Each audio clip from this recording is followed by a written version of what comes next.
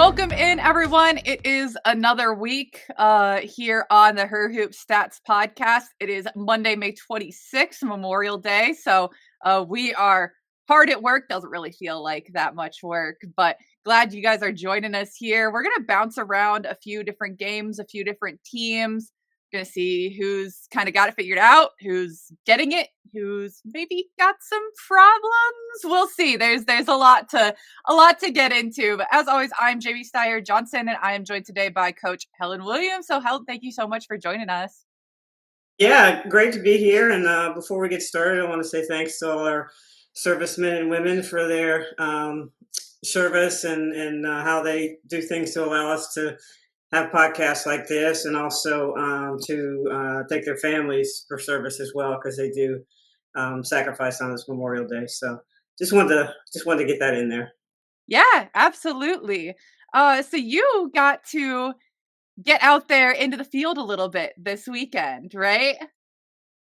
Yeah, I got a chance to see the Atlanta versus Dallas game in person. So that was kind of cool because you can always see a lot of the nuances in person Mhm. that you can't really see on film or on TV. So it was exciting to. That was my first game, with Atlanta at home this year.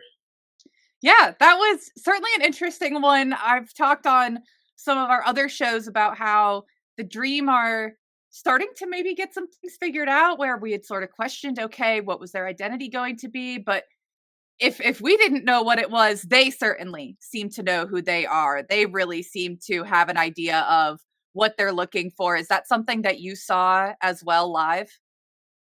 Yeah, well, what I saw is coaches going, let's use what we have. Like, I know their thing is we want to shoot 3 pointers and all that, but at a certain point in the game, they just kept going to Brittany Griner because they couldn't stop her.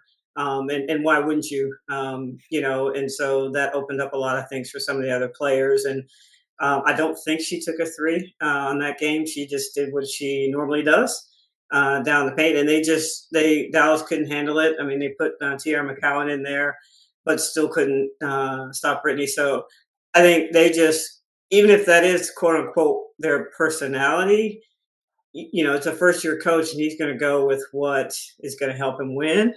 Um, and after a year, I was just saying this to somebody the other day. I don't know what this team might look like. It might look a lot different because of his philosophy next year, but in Mhm. terms of right now, he's working with what he's got, and he's smart. So there was a stretch there where they went exclusively to her, and Dallas just couldn't stop it. Yeah, they've been, I think, really adaptable, and that's what I was excited about in this matchup with wanting to see, okay, you have these dominant bigs in Brittany Griner and Bree Jones, and now they're going up against, Tiara McCowan, who really has the size to compete with them, but they still were able to find their spot so well. But it was not just BG over the course of the game. I know that you have a player that you are excited to talk about on the Dream because everyone should be talking about her right now. Am I right?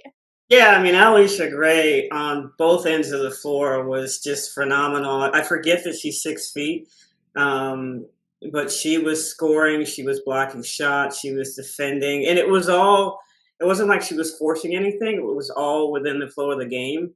And she had, when she had to score for them, she did, but it wasn't like she was forcing it. She just used her athletic ability and smarts and basketball IQ and got where she needed to go. So I thought she did a great job.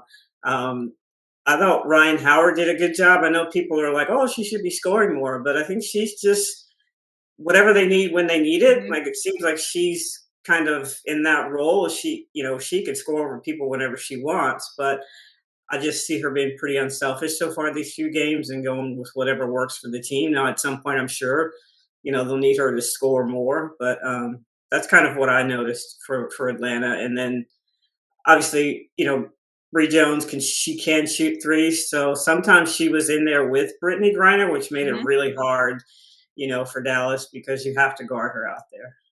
Yeah, I mean, there's just so much going on with the Dream at any given point in time. And to your point on Ryan Howard, I feel like she's really showing her experience and maturity in the league at this point where she's not forcing it. She really is taking things as they come. And then I loved Alicia Gray's post game interview talking about playing with Bree Jones and BG, talking about, I've never had so many open threes in my life. Like, I just love how much this team seems like they kind of get each other. And that's hard, I think, when you're bringing in a lot of really different pieces, which is something we're kind of seeing on the other side of the game that you watched in Dallas, where there's been a lot of turnover. There's still kind of integrating these new pieces, but again, it's a very new roster. There's a lot to figure out, but some things just are not quite clicking yet. And I think a lot of that goes back to having so much on the shoulders of a rookie.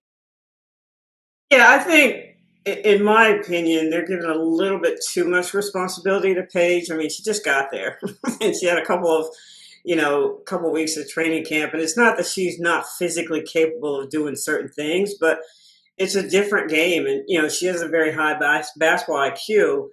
But a rookie's a rookie, and so I think just putting a lot of responsibility on her, start the offense, score. I think I'm watching the game yesterday, and I specifically watched because we discussed, I guess it was last week, of just kind of how would they get more shots for Enrique. Hmm. And I found myself sitting up in the stands getting a little frustrated as a coach, um, because they just had her standing in the corner. She stood in the corner, and Hmm.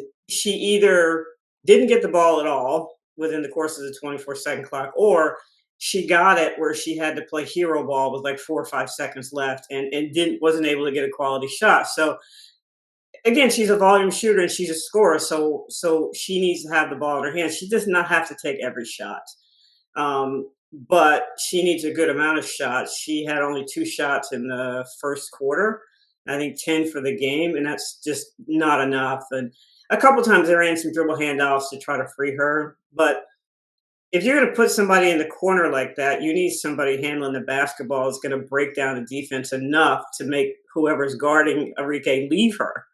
Mm. And the person that can do that is actually Enrique. So I thought it was just pretty interesting and a little frustrating watching that, where she just didn't get, you know, she didn't get the opportunity to shoot. And again, Paige is solid, so this is no knock on her. But if you have Enrique on your team, that's a resource. You should be using her. So I know people on social media are like, fire the coach, fire the coach. I'm not one of those people. I'm just making an observation of what I see, and I can't imagine that they're not seeing the same thing and that they won't, make adjustments on that. Yeah, I definitely saw the same sort of things that you did, especially the corner on the offense. Like, I'm just sitting there, I'm like, man, that is not an ideal spot to have one of your best scoring options, especially just kind of standing there in a place where you're not even really going to be able to be passed to. And so what what good does it do your offense as a whole? And so I think they're still really figuring out what their rhythm is. I mean, it was really interesting to see at times like Arike directing everyone to the right spot when they would get their sets running because she knows the offense. I think she is a really good leader. And so you just hope that as people start to figure out their roles, maybe they're able to find those opportunities. Like there was a couple possessions where they had Dejanay Carrington bring the ball up and they tried to have her initiate the offense. And there's a couple times where they tried to do that and then she left wide open, so she takes the shot. Well, it's a wide open shot, so it's hard to knock that. But also, the point is that you're trying to get both Arike and Paige off the ball, and you're not allowing your offense to get moving and even see how that can develop. So I think that there's obviously a lot that they're still figuring out. I think that there's a lot of really good potential with the pieces they have, but I think they're still figuring out how the personnel fits together. And a lot of that is going to come down to some of those players that don't get discussed as much, especially offensively, like Dejanay Carrington, like Ty Harris coming in off the bench that can sort of get things moving, that can make passes and try to figure out different ways to get Paige and Arike involved. Yeah, I mean, at some point, you're watching their offense and they're like going through the progressions, and I'm like, it's too many progressions. Like, it's you only have 24 seconds in the clock, and I give Arike credit because she is a leader. She's not having terrible body language. She's not being a jerk out there. She is trying. I feel like she's trying to make it work. Hmm. But when you have a volume shooter like that who's more than capable, she should not only be getting 10 shots. So I think they have to figure out some way either to get her the ball or to lessen the progressions that they have in their offense because it's like it's too many passes. Like I said, when it gets to her, it's maybe 6 or 7 seconds left if she gets it at all. And I'm not knocking their offense. The coaches do what the coaches want to do. I'm just making an observation on how it just keeps running down to the end of the clock, and Hmm. there's not a whole lot left there for anybody to do, much less Enrique if she get the ball. Yeah, absolutely. I mean, like we say, we keep giving the disclaimer it's early in the season, but Yeah, there's things that we see that we know are going to have to change in some way, and it's just like, okay, well, what direction might they go with this? What could be kind of the answer here? And we don't have all of them, but no one does. So I'll be really interested to see, especially when you have a week that you kick off the season and you're just like boom, boom, boom, boom, boom. People have back to back stuff like that. Now is yeah, when, okay, no one plays today, Monday. Everyone has an opportunity to watch some film and hopefully start to get some stuff figured out. So, one team that I have been really impressed with, I've talked about before already, that I've been pretty blown away, that I know you were pretty impressed with as well, has been the Mystics. Just seeing what they've been able to do with some injuries, some players out that you figure are generally going to be really crucial for them. And as we were kind of going over our notes leading up to this episode, I noticed in your notes on the Mystics immediately, I'm like, oh, yeah, you're gonna notice that offense, aren't you, coach? yeah. It's funny because I said it. I think our first broadcast, like I don't know what Sydney Johnson's going to run, so I reserve judgment or any comments on that. But as I watched it, I was like, oh, that's the Princeton offense, and I'm looking at it, and I'm thinking, well, first of all, he played at Princeton, was Player of the Year, I believe, in 1997 in the Ivy League, and obviously, I worked at Princeton, and we ran that, so I love when I see that, but it's a good offense because they had no Aaliyah Edwards, no Brittany Sykes, no Shakira Austin, and so you know, I think it allows the rookies, Irith and what's the other kid's name? Citron, to roam a little bit. They're really good at spacing and cutting. And so if you are defending them, you have to be really good in help defense. You have to know your personnel. But the one person I think people forget about is Big Mama Steph. Like first of all, she could shoot three. So when you have somebody in the post that could spread the defense out like that, that's really good. But she's also a really good passer. So when you run that Princeton offense, you need 3-point shooters. You need people to stay outside the 3-point line unless they're doing some sort of action, and you need people who are good passers. And so I was very impressed with that, and I can see how they're able to do. They were able to do as well as they have so far and surprise people. And part of it is because of that offense. Mhm. Yeah, I mean, And you got especially when go ahead. I'm sorry. oh, I was just gonna say when you have like a new coach and a lot of new pieces, it's something that is not simple to integrate, but you're not going through a whole, stack of set plays. It lets people kind of learn the rules, and a lot of them have probably run it before, so it just gives you a little bit more of like a level playing field for everyone out there. Yeah, I think if I remember correctly, maybe Notre Dame ran a little bit of that. But you have to give credit to the coaching staff Mhm. because they're teaching, especially the rookies, how to read and react. It's one of those offenses where you nothing's predetermined, right? Maybe Mhm. your first couple of passes, and then after that, you're doing this if that happens. And so I really give the coaching staff credit for putting that in and for it to be running as well as it's being run this early in the season. Now, obviously, you're going to get better and teams are going to adjust, so you're going to have to make your own adjustments. But give credit to that coaching staff. Yeah, they've just been so fun, and I think this is a much later down the road conversation, but man, I think the Mystics are so well positioned going forward because they really are integrating their young players, their rookies, their second years, third years, where across the league, we're seeing a lot of people not do that quite as much when that's the only group that you can guarantee are going to be around in your program. for the next Yeah. couple of years are the young ones. And so I'm really optimistic about what Washington can do with what they've already done in the first few games of these rookies' careers and some of the young players they have in there. But I know the game that you watched of the Mystics was against the Aces, and the Aces had a couple kind of tough ones this weekend, including that one where they ultimately pulled it out. But gosh, they've got some holes to plug, got some stuff that they're certainly still working on. Yeah, and let me just preface everything I'm going to say with I'm sure Becky Hammond will figure it out. Like she's a great coach, obviously two-time champion, and just again just a tremendous basketball mind. So I'm not worried that she'll figure it out. But I watched her on the sidelines, and I can see that she's frustrated because for her, and this is true for the team, that it's the defense that's killing them. Like they are allowing people to cut. They were allowing points in the paint. They just got, and I said this to you, and I thought it was funny. They didn't get blown out by Seattle. They got blowed out. That's you know that's I pretty. That's genuinely pretty. was sitting there and I busted out laughing. I was like, because I'm like, no, Um, literally, there's there no is other a way to say it. difference.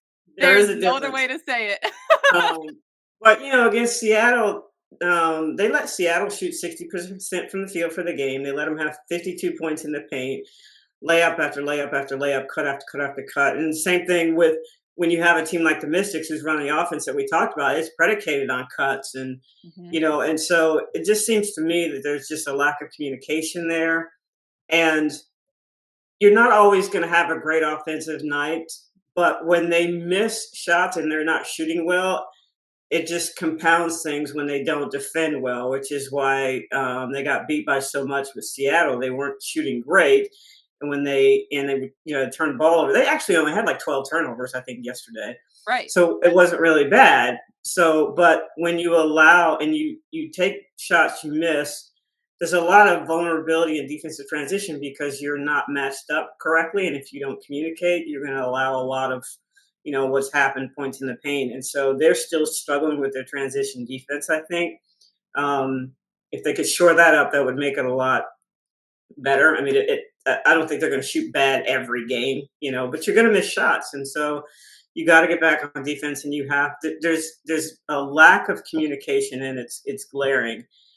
But at the same time, like I don't see anything that's not fixable with them, and I think Becky Hammond yesterday just was like in the fourth quarter. She's like, I'm just going to play on my bench, my rookies. Hmm. And I thought Kitley had a great game, Elizabeth Kitley. But the one thing that stuck out to me was they showed her on the bench, and she was sitting between Chelsea Gray and Asia Wilson, and they were just having a conversation. And I give her credit because she's trying to figure out how to reach the rest of the players, and she's talking to her leaders in the course of the game. Hmm. The third and fourth quarter yesterday, they actually played them pretty even. It was just that first quarter they got outscored, I think, by 14. Yeah. I mean, And that was just part of it. And against a team like the Mystics, they're young. They didn't have Brittany Sykes, and so they were able to pull that out. But Seattle, like I said, they're a sneaky team. I mean, hmm. Agwumike is, as long as she's been in the league, she's still spry. She's Yeah. scoring. I think that Skylar Diggins has a point to prove. I don't know who she feels like she has it to prove to, but she's playing like you guys forget I'm her. And then Gabby Williams doing a great job on both ends of the floor, shooting threes now. So it was a very interesting game to watch for both teams. Yeah, I mean, and you got Erica Wheeler going out there and absolutely going Yeah, off. both Like I ends. She said, gave good if minutes. Yeah, if she yeah, gives them even half of that on a consistent basis, like what are you gonna do if you've got that level of production coming in off the bench? I mean, man, Seattle really has such an exciting group there. And so I think that they were a little bit underrated coming into the season. We'll still see how things progress over the course of the year. But when you have, Ezzy Magbagor, when you have the kind of weapons that they have there, and to have Gabby Williams all year finally, like I yeah. think that elevates them so much. And so I'm fascinated by them. I know that their matchup with the Mercury was really interesting because that's just a couple teams right now that have a very solid core, maybe playing slightly different roles than they have in the past. Seattle has a pretty good bit of familiarity that maybe Phoenix doesn't quite have yet. But I think those are two teams that are going to have the ability to put together maybe more consistency because of the veteran leadership that they've got. Yeah, I don't think either one of those are going to win a WNBA championship, but I do think that they're going to be more than just competitive. They're going to be Hmm. right there, at the end. And I think the difference maker is going to be, um, the bench for whoever wins the championship. But I was very curious about them, and I thought they would be a sleeper, coming into the season, and they're doing nothing but just, proving my point that they're going to be good. And I think Wheeler, Zaya Cook got some minutes yesterday, and then Hmm. everyone wants Dominique Valonga to be a stud right now. But I remind everybody, she just got here. She's only 19. She's only been at 2 weeks of practice, but you see bits and Right. pieces of what she's able to do, and as soon as she figures it out, she's going to be phenomenal.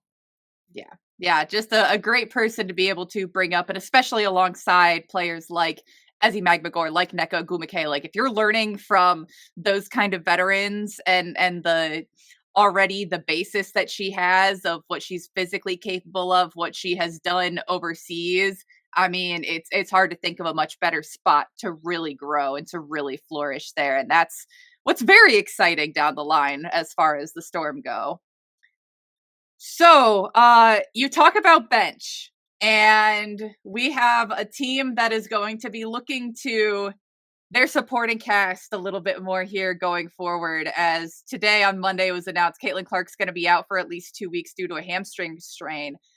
And so, with the Fever, you have this terrific depth that they brought in. And I think that we've seen it working to some degree. They've had some really tough matchups. I mean, their game with the Liberty was terrific. I mean, just every part, every piece that you would want from that level of matchup, as advertised. But now, where you have a really big shakeup, I'll say, with Caitlin out, you have the pieces to still be successful, but they're going to have to be in really different roles. And you're going to have people coming in off the bench that are going to have to give a little bit more. What does this do for the Fever going forward from what we've already seen? How hard do you think it's going to be to make that adjustment? Um, I don't think it's going to be. Let me preface this with I know Caitlin Clark is a walking double double, sometimes walking triple double, um, but I think that they did a really good job of who they brought in to that team. I think Sophie Cunningham. I said that she was one of the underrated acquisitions for Indiana. She can run point a little bit. Tiffany Mitchell. So I don't. It's not going to. Her production is not going to be made up by one person.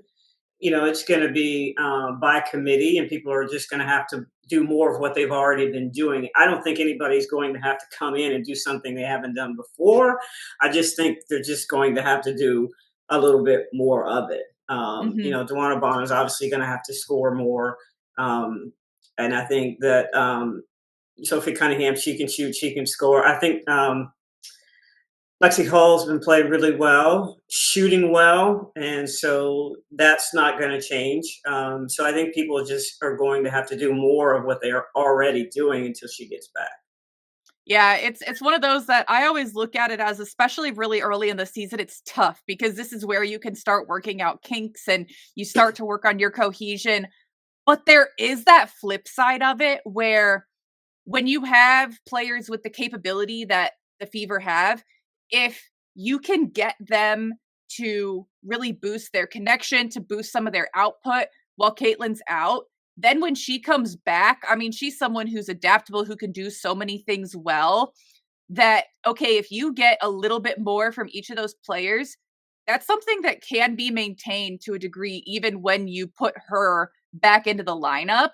And so there's this potential to really actually increase what you're going to be able to do as a group over the course of the season if you use these couple weeks as well as you can, but there's just no guarantee that it always works that way. So I'm really interested to see what sort of the rotations end up being, what the lineups are, because we've seen obviously the bench production coming in here and there, depending on they've changed up their starting lineup a little bit, and then it's tough to take the game against the Liberty as like a real sample size because the Liberty have been so good, but they were right there with them. You know, they were super competitive right up until the last, and so with that, it's just like okay, they can be competitive there, and I really still think that they do have the tools to be pretty consistently competitive without Caitlin, but there's just going to be a good bit of adjustment to be made.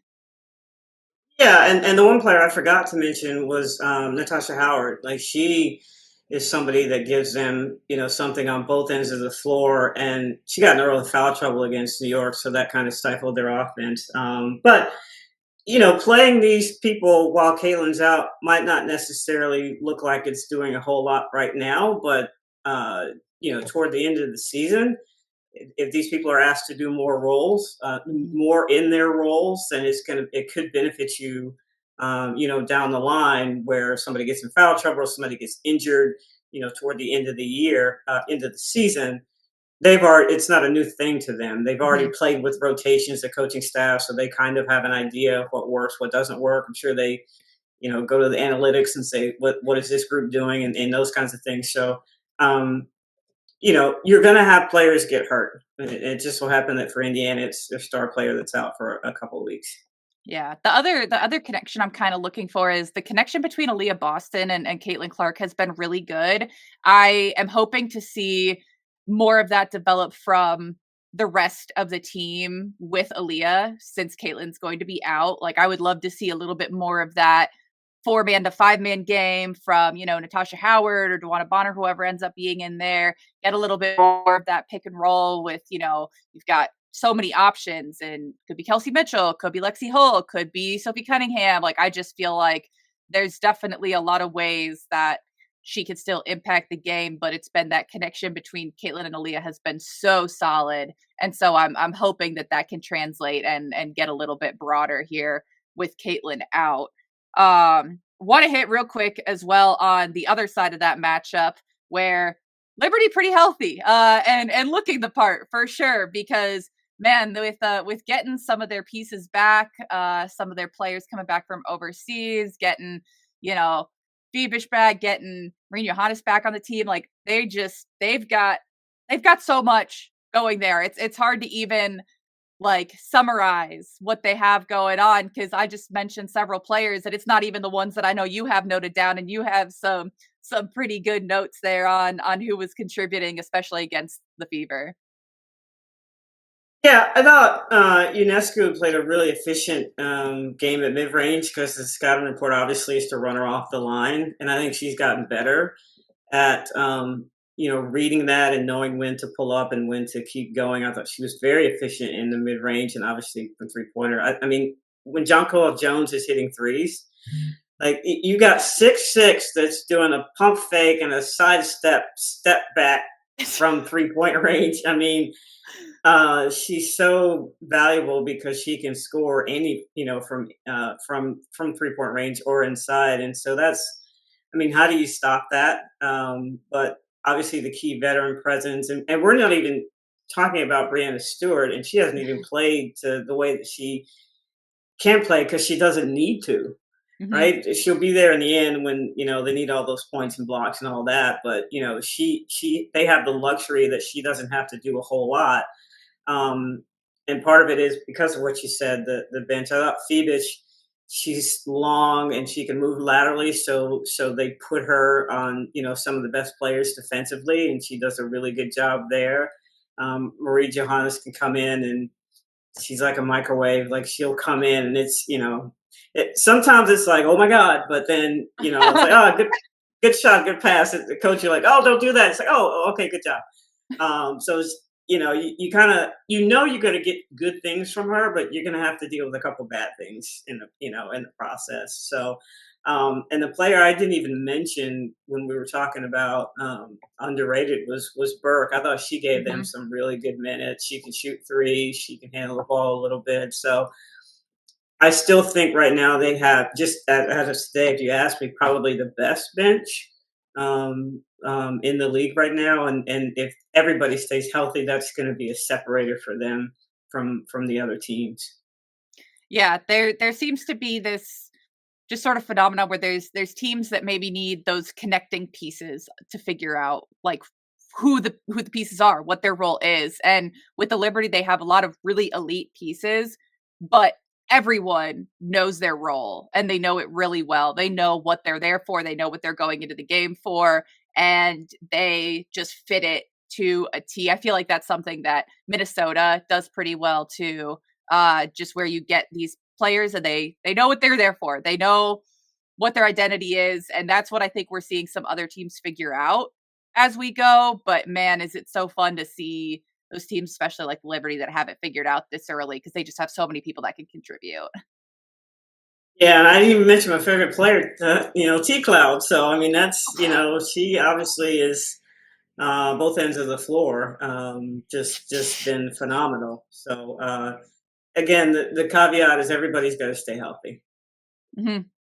Absolutely. So hopefully that happens. I feel like we've hit on a bunch of teams today, a bunch of matchups, but really good to have the opportunity to do a little bit of a retrospective since not getting any Memorial Day basketball today. But at least it gives us an opportunity to catch up a little bit on our games, on our film, on our analysis. So thanks so much for joining me today here, Coach. I think you're going to be on later in the week, and then we'll have you back, of course, weekly. But online, people can find you at Coach Four, the number four, the Coach. On you said X on Blue Sky, anything Yep, like that? Yep. yep, for sure. That's where I All spend most right. of my time.